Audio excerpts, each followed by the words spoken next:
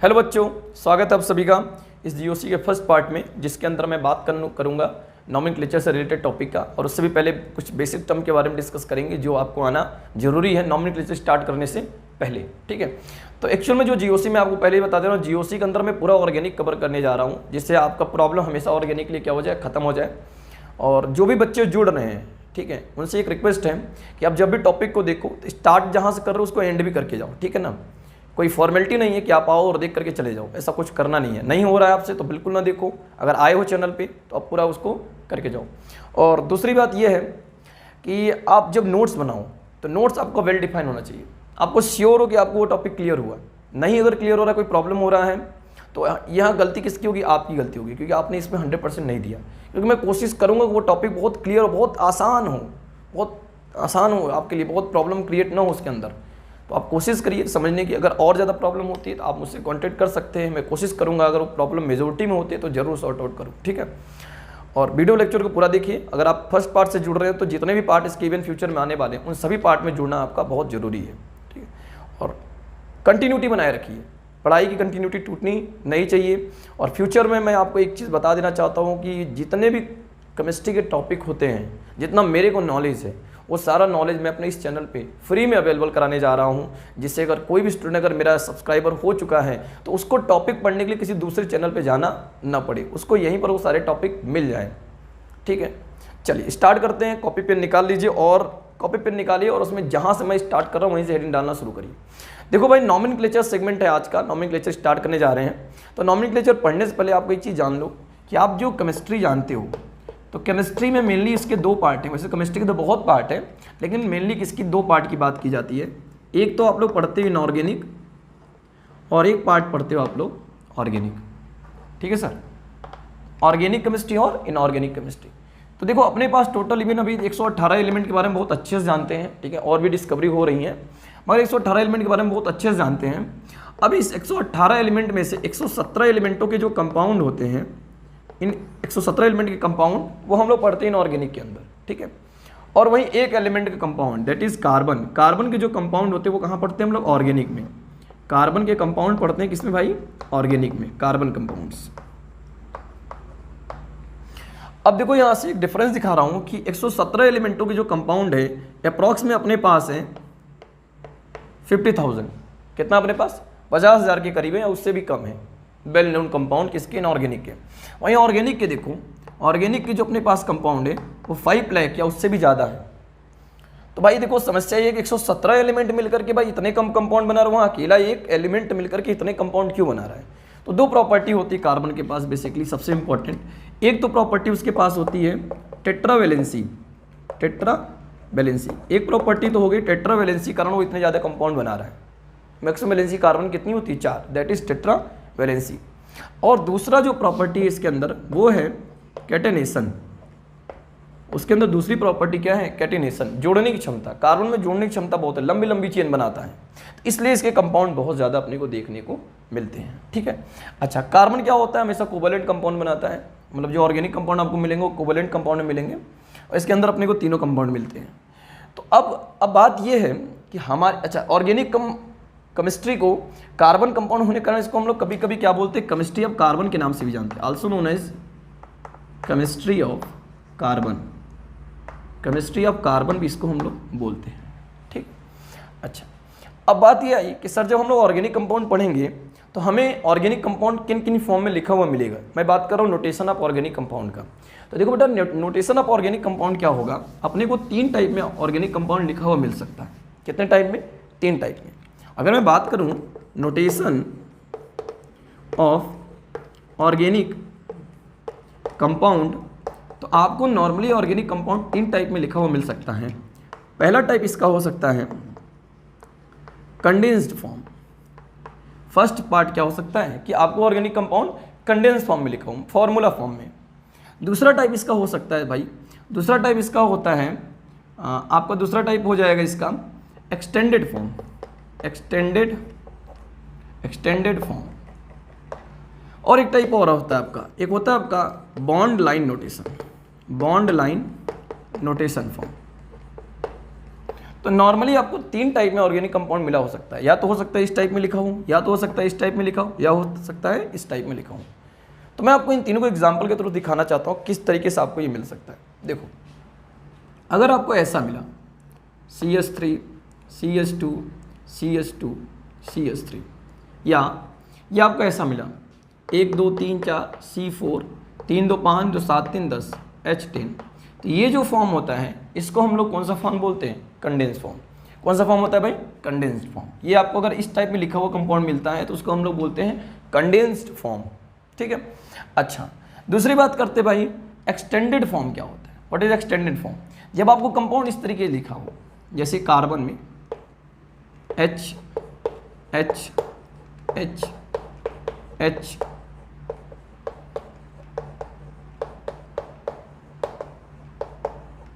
यही चीज इस टाइप में लिखा हुआ, तो इसको हम लोग बोलते हैं कौन सा फॉर्म? Extended form. जहां पर आपको एटम, सारे एटम विजुअलाइज हो, दिखाई दे रहे हो, और उनका बॉन्ड भी आपको दिख रहा हो, किसके बीच में कितना बॉन्ड प्रेजेंट है, तो इसको हम लोग बोलते हैं एक्सटेंडेड फॉर्म। अगर ऐसे लिखा हुआ है मतलब है तो वो कौन सा फॉर्म में लिखा हुआ? Extended form. एक फॉर्म और मिलता है जो ट्रेंड में है, उसी फॉर्म का ज़्यादा यूज हो रहा है, वो फॉर्म होता है आपका कुछ इस तरीके से, जिसको हम लोग बोलते हैं बॉन्ड लाइन नोटेशन। ऐसा मिल गया, तो देखो भाई ये क्या है? तो देखो ऐसे फॉर्म में क्या होता है कि हर पॉइंट पे, चाहे स्टार्टिंग का पॉइंट हो, चाहे जहाँ पर पॉइंट जुड़ रहा हो, उन सभी पॉइंट पे कौन होता है? कार्बन होता है। कौन होता है भाई? कार्बन। तो देखो अगर इसको मैं लिखना चाहूँ तो 1 कार्बन 2 कार्बन 3 4 5 कार्बन, मतलब 1 कार्बन 2 कार्बन 3 कार्बन, ये वाला कार्बन हो गया 4 और ये हो गया 5, तो टोटल इसमें कितने कार्बन है? 5। अब आप जान लो कार्बन की जो वैलेंसी होती है कितनी होती है? टेट्रा वैलेंसी होती है। अगर कार्बन में जितने बॉन्ड लग चुके हैं वो तो उसकी वैलेंसी पूरी हो चुकी उतनी, और जितने बॉन्ड अभी नहीं लग पाए हैं, मतलब अगर जैसे इसमें देखो 1 बॉन्ड लग चुका है, तो अभी इसमें कितने बॉन्ड और लगने हैं? 3 बॉन्ड और लगने हैं। तो आप जान लो अगर कुछ और नहीं लिखा तो उसकी वैलेंसी आप किससे पूरा करोगे? हाइड्रोजन से। किससे पूरा करोगे? हाइड्रोजन से। जैसे यहाँ देखो 2 वैलेंसी पूरी हो चुकी थी, यहाँ कितने हाइड्रोजन आएंगे? 2 हाइड्रोजन। यहाँ पर देखो 2 पूरी चुकी थी, यहाँ कितने हाइड्रोजन आएंगे? 2 हाइड्रोजन। यहाँ पर देखो 2 पूरी चुकी थी, कितने हाइड्रोजन आएंगे भाई? 2 हाइड्रोजन। अब यहाँ बताओ कितने हाइड्रोजन आएंगे? अगर 1 पूरा हो चुका है तो कितने आएंगे भाई? 3 आएंगे। मतलब आपको हर केस में देखना है कि कार्बन के पास 4 डंडे होने चाहिए। कितने डंडे? 4 डंडे। 1 2 3 4, हर कार्बन के पास 4 डंडे होना जरूरी है, ठीक है। अच्छा, मान लो आपके पास ये बॉन्ड लाइन नोटेशन कुछ ऐसा लिखा हुआ मिले इस तरीके से। अब बताओ इसमें कितने कार्बन भाई? तो 1 कार्बन हर पॉइंट पे, चाहे वो एडिटिव पॉइंट हो चाहे वो स्टार्टिंग पॉइंट हो, वहां पर कार्बन अगर कोई और दूसरा एटम प्रेजेंट नहीं है तो देखो 1 2 3 4 5 6 कार्बन है इसमें, और बाकी जो हम लोग क्या लगा सकते हैं? हाइड्रोजन लगा सकते हैं। जितनी वैलेंसी खाली होगी वहां पर कौन सा एटम आएगा? हाइड्रोजन आएगा। अच्छा, अब मान लो मेरे पास आ गया कुछ इस तरीके से ऐसे। अब भाई अगर इसको हम लोग एक्सटेंड करना है तो देखना क्या है भाई? कुछ नहीं, यहाँ क्या हो सकता है? कार्बन, यहाँ कार्बन, यहाँ कार्बन, यहाँ कार्बन, यहाँ कार्बन, यहाँ कार्बन, यहाँ कार्बन, यहाँ कार्बन होगा, यहाँ होगा, यहाँ होगा और यहाँ होगा। बाकी जगह में क्या लग जाएगा? हाइड्रोजन लग जाएगा। जैसे बताओ कि यहाँ कितना हाइड्रोजन लगेगा? 2 वैलेंसी पूरी है तो यहाँ पर 2 हाइड्रोजन लगेंगे, यहाँ पर 2, यहाँ पर 2, यहाँ पर 2, यहाँ पर 2। अच्छा, यहाँ पर 3 हो चुका है पूरा, तो कितना हाइड्रोजन लगेगा? 1 हाइड्रोजन। इस तरीके से आप हर जगह क्या कर सकते हो? फील कर सकते हो। अच्छा, दूसरी बात देखो, अगर मान लो ऐसे लगा हो और यहाँ पर क्या लग जाए? ट्रिपल बॉन्ड लग जाए, और यहाँ लग जाए कोई एक फंक्शनल ग्रुप लग जाए, OH। ये अल्कोहल का फंक्शनल ग्रुप है, OH। अब पूछे जाए भाई इसमें कितने कार्बन है? तो देखो सिंपल सी बात है, यहाँ कार्बन होगा, यहाँ कार्बन होगा, यहाँ कार्बन, यहाँ कार्बन, यहाँ, लेकिन यहाँ कार्बन नहीं होगा। जहाँ पर पहले से कोई एटम लगा होगा वहाँ पर आप कोई कार्बन नहीं लिखोगे, वहाँ पर कार्बन नहीं है। तो इसमें देखो भाई 1 कार्बन 2 कार्बन 3 4 5 कार्बन है, ठीक। अगर आप हाइड्रोजन लगाना चाहो तो यहाँ पर देखो कितने हाइड्रोजन लगेंगे? 1 वैलेंसी पूरी है तो यहाँ पर लगेंगे कितने हाइड्रोजन भाई? यहाँ पर लगेगा 3 हाइड्रोजन। यहाँ पर कितना लगेगा? 2 हाइड्रोजन। यहाँ पर देखो 1 भी हाइड्रोजन नहीं, यहाँ पर भी 1 भी हाइड्रोजन, क्योंकि इसकी पूरी चारों डंडे पूरे हैं पहले से ही। यहाँ पर 2 हाइड्रोजन लगेंगे। क्लियर हुई बात? अच्छा, तो इस तरीके से हम लोग यूज करते हैं कंडेंस फॉर्म का, बॉन्ड लाइन नोटेशन का और एक्सटेंडेड फॉर्म का। आपको इस टाइप में लिखा हुआ मिल सकता है। समझ में आई बात? चलो इसको कॉपी करो, उसके बाद आगे देखते हैं। मिटा दे? चलो, ये तो हो गया भाई आपका एक बेसिक सा इन्फॉर्मेशन। अगर आपको ऑर्गेनिक कंपाउंड पढ़ना शुरू करना है तो ये चीज़ आपको आना चाहिए, ठीक। अच्छा, अब देखो भाई नॉमेनक्लेचर पढ़ने से पहले हम ये देख लेते हैं कि ऑर्गेनिक कंपाउंड को क्लासीफाई कितने पार्ट में किया गया है। तो यहाँ ला लेते हैं हेडिंग सिंपल सा, ऑर्गेनिक कंपाउंड, ऑर्गेनिक कंपाउंड्स को बांटा गया है दो पार्ट में। पहले पार्ट को हम लोग बोलते हैं एसाइक्लिक, पहले पार्ट को बोलते हैं एसाइक्लिक, एसाइक्लिक कंपाउंड्स। क्या बोलते हैं भाई? Acyclic compounds. और दूसरे वाले को बोलेंगे साइक्लिक कंपाउंड, सेकंड वाले को बोलेंगे साइक्लिक कंपाउंड। तो दो कैटेगरी में बांटा गया है इसको, एसाइक्लिक और साइक्लिक कंपाउंड में इसको क्या किया गया है? बांटा गया है। इसको ओपेन भी बोलते हैं, ओपेन चेन कंपाउंड, और इसको बोलते हैं क्लोज चेन कंपाउंड। ठीक, अच्छा, एसाइक्लिक कंपाउंड क्या होता है भाई? इसमें हम लोग लिख सकते हैं कि compound which is form by open chain, जिसके पास क्या ओपन चेन हो, ठीक है ना, या ओपन चेन हाइड्रोकार्बन को हम लोग क्या बोलते हैं? एसाइक्लिक कंपाउंड बोलते हैं। या इसको हम लोग क्या लिख सकते हैं? ओपन चेन ऑफ हाइड्रोकार्बन, इसको हम लोग क्या बोलेंगे? Acyclic compound. अब क्या होगा, वापस से अपने को एसाइक्लिक कंपाउंड को दो कैटेगरी में पढ़ना पड़ता है। ये दो केस क्या हैं? एक तो पढ़ना पड़ता है अपने को सेचुरेटेड हाइड्रोकार्बन, और दूसरा पढ़ना पड़ता है किसके केस में? अनसेचुरेटेड हाइड्रोकार्बन के टर्म में। एक तो सेचुरेटेड हाइड्रोकार्बन के टर्म में और एक अनसेचुरेटेड हाइड्रोकार्बन के टर्म में। सेचुरेटेड हाइड्रोकार्बन का मतलब क्या होता है? Carbon contain only sigma bond. Carbon और कार्बन के बीच में सिर्फ और सिर्फ क्या मिलेगा? सिग्मा बॉन्ड, या बोल सकते तो सिंगल बॉन्ड होगा। इसमें सिंगल बॉन्डेड कंपाउंड पढ़ने को मिलेगा। अनसेचुरेटेड में क्या होगा भाई? इसके अंदर क्या होगा? सिग्मा प्लस पाई, मतलब कार्बन कार्बन के बीच में सिग्मा और पाई बॉन्ड पाए जाएंगे, मतलब डबल और ट्रिपल बॉन्ड भी इसमें मिलेंगे। तो इसमें मेनली अपने को पढ़ना क्या है? इसके अंदर पढ़ना है अपने को एल्केन। क्या पढ़ना अपने को? एल्केन्स के बारे में, एल्केन्स के बारे में इसके अंदर अपने को पढ़ना है। इसके अंदर पढ़ना है अपने को तीन केस। एक तो पढ़ना है अपने को इसके अंदर एल्कीन्स, एक पढ़ना है अपने को इसके अंदर एल्काइंस, और एक पढ़ना है अपने को इसके अंदर एल्कीन आइंस। मतलब डबल और ट्रिपल दोनों का मिक्स। मतलब इसमें सिर्फ क्या मिलेगा आपको? डबल बॉन्ड, इसमें ट्रिपल बॉन्ड, और इसमें डबल प्लस ट्रिपल बॉन्ड का केस देखने को मिलेगा। ठीक है, अगर मैं इसका एग्जांपल लेना चाहूँ, इसका एग्जांपल मैं आपको एक दे रहा हूँ, CH3 CH2 CH2 CH3। इसका नाम होता है एन ब्यूटेन।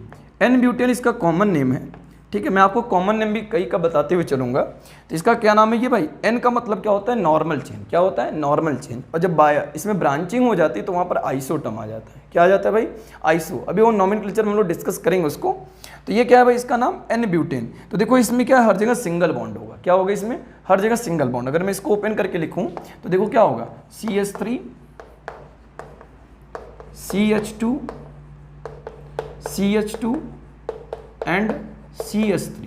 तो देखो सबके बीच में क्या है? सिर्फ और सिर्फ सिंगल बॉन्ड है। तो सिंगल बॉन्ड वाला केस किसके अंदर पढ़ना पड़ता है? सेचुरेटेड हाइड्रोकार्बन के अंदर, या हम लोग बोले तो उसको एल्केन के अंदर पढ़ते हैं। ठीक है, अच्छा, एल्कीन्स का मतलब क्या हो गया? जिसके अंदर क्या हो? डबल बॉन्ड हो। क्या हो? Double bond. तो इसका एग्जाम्पल ले लेते हैं, CH2 डबल बॉन्ड CH2। तो इसका अगर मैं कॉमन नेम देखो तो इथाइलिन होता है। क्या नाम होता है इसका कॉमन नेम? इथाइलिन। इसका कॉमन नेम क्या हो जाएगा? Ethylene, ethylene. अच्छा, एल्काइन का देखो, तो देखो इसके अंदर क्या आपको डबल बॉन्ड दिख रहा है ना, तो मतलब कौन सा होगा? ये एल्कीन का होगा। इसके अंदर अगर देखा जाए तो इसका एग्जांपल ले लेते हैं, CH ट्रिपल बॉन्ड CH। इसका नाम होता है कॉमन एसिटिलीन। अभी हम IPSC नाम की बात करेंगे, लेकिन हम ज़्यादातर कॉमन नेम पर भी फोकस करेंगे। इसका नाम क्या होता है? Acetylene, acetylene, acetylene. ठीक है, इसका नाम क्या हो जाएगा? एसिटिलीन। इसमें अगर एग्जांपल ले लें तो देखो इसमें क्या हो जाएगा? CH3 CH double bond CH, उसके बाद ले लेते हैं C triple bond CH। Alternate पे ही मिलेगा, याद रखना, डबल और ट्रिपल बॉन्ड हमेशा अल्टरनेट पोजीशन पे ही आपको मिलेंगे। तो देखो इसका नाम हो जाएगा मेथ एथ प्रो ब्यूट, इसका नाम हो जाएगा meth eth pro but pent, तो पेंट इन आइन, इसका नाम क्या हो जाएगा पेंट इन आइन। अभी पोजीशन मेंशन नहीं कर रहे हैं, बस सिंपल नाम लिख रहे हैं पेंट इन और आइन, डबल बॉन्ड के लिए इन और ट्रिपल बॉन्ड के लिए आइन। तो इस तरीके से हम लोग क्या करते हैं, कुछ कंपाउंड विथ नोटेशन उनका देख ले रहे हैं, ठीक है। अच्छा, अभी हम एक एक को ओपन करके बड़े आराम से पढ़ेंगे, एक एक के ऊपर 10-10, 15-15 क्वेश्चन लगाएंगे, लेकिन अभी ब्रीफ देख लो कि भाई ऑर्गेनिक कंपाउंड किस तरीके से क्लासीफाई हुआ है। अच्छा, साइक्लिक में देखो क्या है, साइक्लिक का मतलब क्या होता है, क्लोज्ड रिंग कंपाउंड, मतलब एक क्लोज रिंग बना हुआ कंपाउंड आपको दिखेगा तो उसको आप लोग क्या बोलोगे, साइक्लिक कंपाउंड।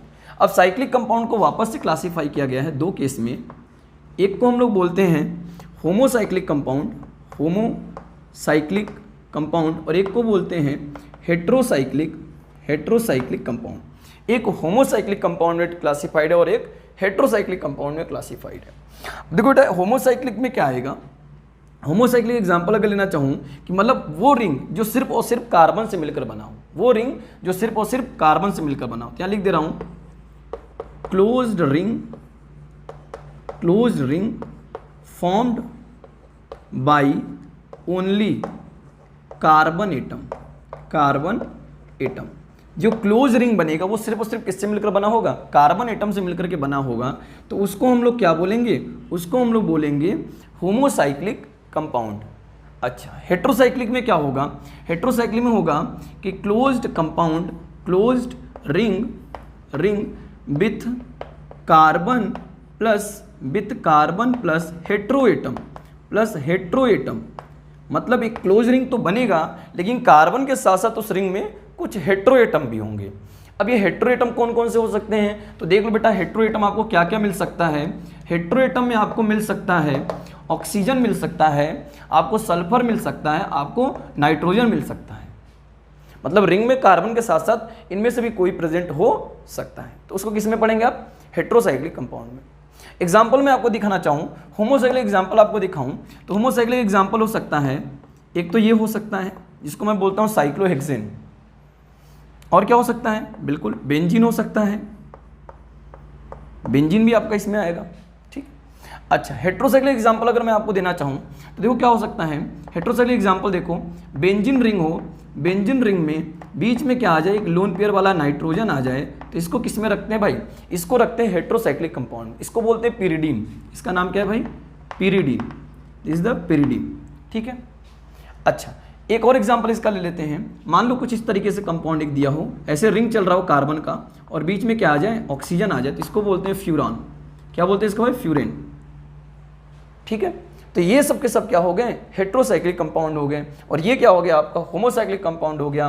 अब इसको नोट करिए, उसके बाद हम आपको दिखाते हैं कि होमोसाइक्लिक कंपाउंड को वापस फिर से डिवाइड किया गया है दो ग्रुप में। चलो इसको मिटा दें। अच्छा देखो बेटा, मिटाने से पहले एक बात और नोट कर लो, ये जो आपका सेचुरेटेड में एल्केन है, एल्केन को हम लोग बोलते हैं एक और नाम से, इसका नाम है पैराफिन्स। देखो जो छोटी जानकारी अपने को जानना जरूरी है, इसको क्या बोलते हैं भाई, पैराफिन्स।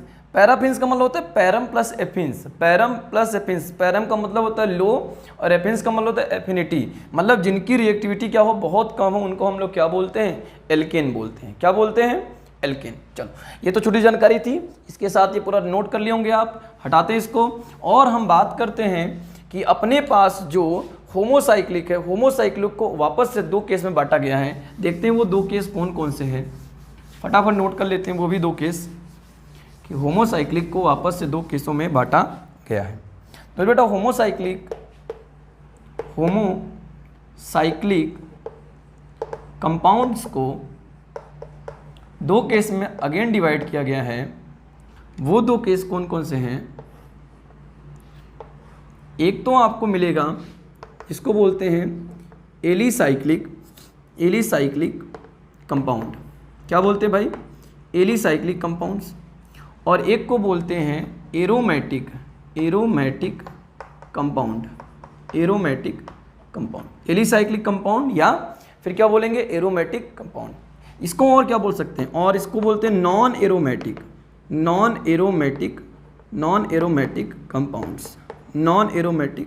कंपाउंड्स, ठीक है। अच्छा, एग्जाम्पल देख लेते हैं, समझ में आ जाएगा। एलिसाइक्लिक का मतलब हो गया, जिसमें एग्जाम्पल आपको मिलेगा ये cyclobutane, meth eth prop but, cycle इसलिए cyclobutane, cyclopentane, cyclohexane, ये सारे आपको किसके अंदर मिलेंगे पढ़ने के लिए? इस एलिसाइक्लिक कंपाउंड के अंदर मिलेंगे। एरोमेटिक कंपाउंड के अंदर क्या मिलेगा आपको? मिल सकता है benzene, this is the benzene. और क्या मिलेगा? अगर दो बेंजीन को साथ में लिख दिया जाए कुछ इस तरीके से, तो इसको क्या बोलते हैं भाई? नेपैथिलीन बोलते हैं। क्या बोलते हैं भाई? नेपैथिलीन। इसका नाम हो जाएगा नेपैथिलीन। ठीक, अगर तीन बेंजीन साथ में रख दिया जाए